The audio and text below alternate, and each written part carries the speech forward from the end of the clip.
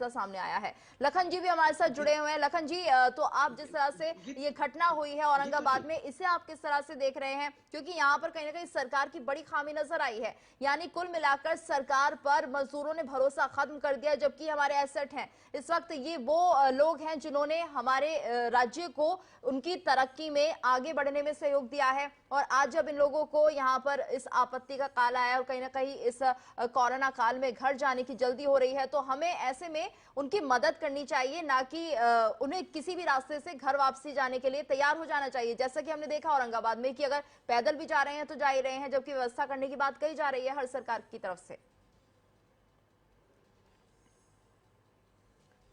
गीतू जी, प्रथम दृष्टा से तो मैं ये कहूंगा कि यह हादसा नहीं है, यह हत्या है।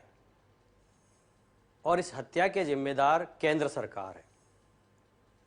45 दिनों से लेकिन हुआ तो महाराष्ट्र में हमारे देश में है, हो तो महाराष्ट्र में रहा है ये और सब।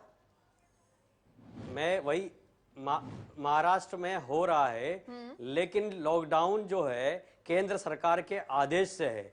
और महाराष्ट्र इसीलिए हो रहा है कि जहां जहां केंद्र सरकार, भाजपा की सरकार नहीं है, अगर आज महाराष्ट्र के अंदर भाजपा की सरकार होती तो वहां से कई ट्रेनें चालू हो चुकी होती और कई कार्य। मैं गीतू जी यही कहना चाहता हूं कि लोग कह रहे आलोचना ना करो, लेकिन अगर केंद्र सरकार को ना कहें तो किसे कहें? आज महाराष्ट्र के अंदर केंद्र सरकार अगर उनका सहयोग नहीं कर रही है, इसके कारण मजदूरों को बहुत ज्यादा परेशान हो रही है।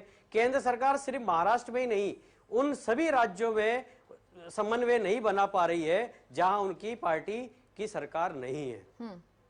तो इतना ही कहना चाहूंगा कि केंद्र सरकार 45 दिन से जो कुंभकर्ण की नींद सोई है वो जागे, देश हित में कार्य करें। गीतू जी, आप ये भी देख रहे हैं कि महाराष्ट्र की छोड़िए, आज मजदूरों के लिए ट्रेनों की व्यवस्था नहीं हो पा रही, लेकिन 14,000 लोगों को विदेशों से शायद आज या कल में फ्लाइटों से लाया जाएगा।